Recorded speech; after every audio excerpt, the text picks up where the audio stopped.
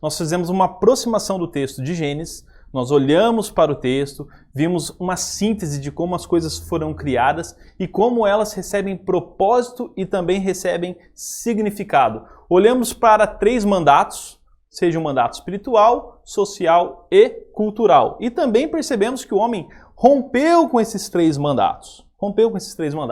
E por causa dele romper com esses 3 mandatos, ou melhor, por causa dele ser afetado pela queda, pelo pecado, aquilo que está relatado lá em Gênesis 3, ele acaba se tornando incapaz de cumprir esses 3 mandatos com excelência. Lógico, se ele exercesse esses mandatos com uma excelência, nós não sofreríamos todas essas mazelas que sofremos nos dias atuais. Lógico, se o homem não tivesse rompido seu compromisso com Deus, a sua espiritualidade, não tivesse desprezado a voz do Criador, nós não sofreríamos tudo que nós sofremos hoje. A maior maldição para o homem é viver a parte de Deus. Pensa comigo, se nós olharmos para o relato de Gênesis, que a gente está voltando lá em Gênesis ainda, a gente não saiu do primeiro bloco ainda, mas se a gente pensar um pouquinho, Adão estava ali andando com Deus, e o texto diz isso, a comunicação do texto fala isso para a gente, que Deus ia ter com Adão na viração do dia, e Deus falava com Adão.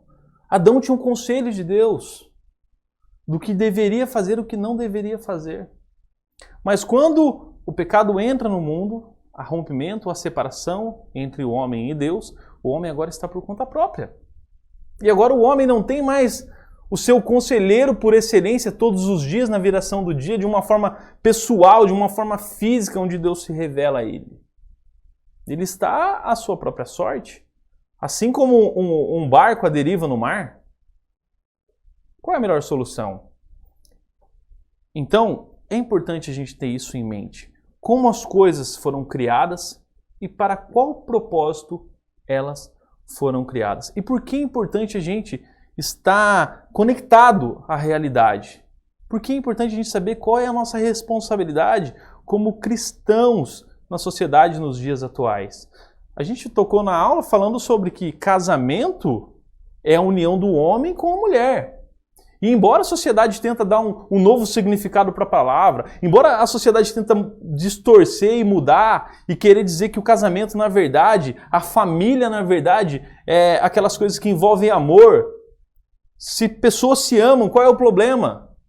Mas esse conceito ele não é bíblico. Esse conceito não vem de Deus. E pode a sociedade estar dizendo isso, nós vamos ficar com aquilo que Deus se revela a nós. Aquilo que Deus aponta para nós. Não foi isso que os apóstolos fizeram após serem açoitados em Atos? O relato do livro de Atos diz isso para a gente. Nos cabe obedecer a Deus e não obedecer aos homens. Se existe uma lei explícita na revelação de Deus, e existe uma lei também explícita pelos homens, e essas leis são contraditórias, eu sempre vou ficar com a lei de Deus. Eu sempre vou optar agradar a Deus. Os homens erram, os homens são falhos. Mas é interessante a gente pensar nisso, porque a gente olhou para o relato de Gênesis, a gente viu que Deus criou o mundo, que Deus deu propósito, que Deus deu significado, e nós vemos a queda. E o homem se distancia de Deus. E é legal a gente lembrar da queda, porque se você lembrar do relato de Gênesis 3, após o homem ter pecado, o texto diz que o homem ele vai colher folhas de figueira para cobrir a sua nudez. Isso nada mais é do que secularismo. É lógico, eu não estou falando que Adão, quando tomou tal atitude, ou principalmente quando Moisés está relatando o texto ali, comunicando ao povo, ele está pensando em secularismo. Mas nós vemos uma atitude secularista, que é você querer resolver os seus problemas a partir de Deus. Olha, eu pequei, eu errei, agora eu vou decidir fazer da minha maneira. Nossa, mas eu posso... Tem alguém que pode me ajudar, tem alguém que pode me auxiliar, me pode dar me dar um conselho melhor, que vai me orientar, que eu vou tomar a decisão certa para não errar mais. Ah, mas esse conselho eu quero seguir o meu conselho, eu vou cozer folhas de figueiras para cobrir minha nudez. É isso que a sociedade faz hoje. É isso que nós cristãos fazemos hoje. Desprezamos o conselho de Deus e queremos viver conforme a sociedade. Conforme aceitar aquilo que a sociedade tem colocado a nós, ou melhor, tem imposto a nós. E com isso, infelizmente, nós criamos secularismo. Não foi nem isso, não é nenhuma culpa, acredito eu, da sociedade. Isso é uma culpa nossa. Nós cristãos temos que assumir essa dívida. Nós criamos secularismo. Você sabe o que é secularismo? Então vou trazer uma definição de secularismo para você. Vamos para a tela. Secularismo.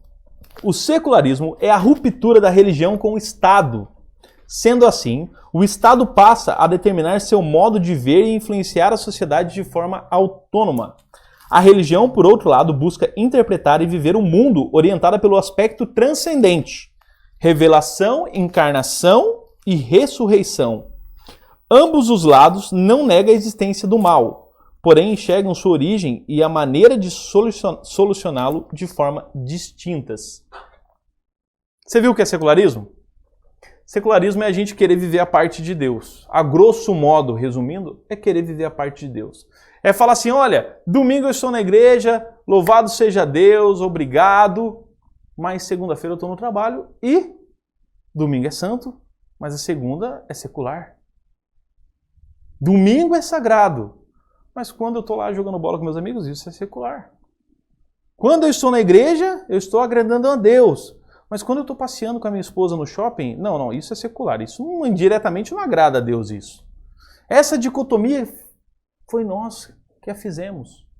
E quando a fizemos com talvez uma boa intenção de nos preservar, de nos mantermos longe das coisas que não são cristãs, das coisas que são do mundo, de não nos envolvermos com aquilo que o mundo, os pagãos se envolvem, e pensamos que éramos mais santos por fazer isso.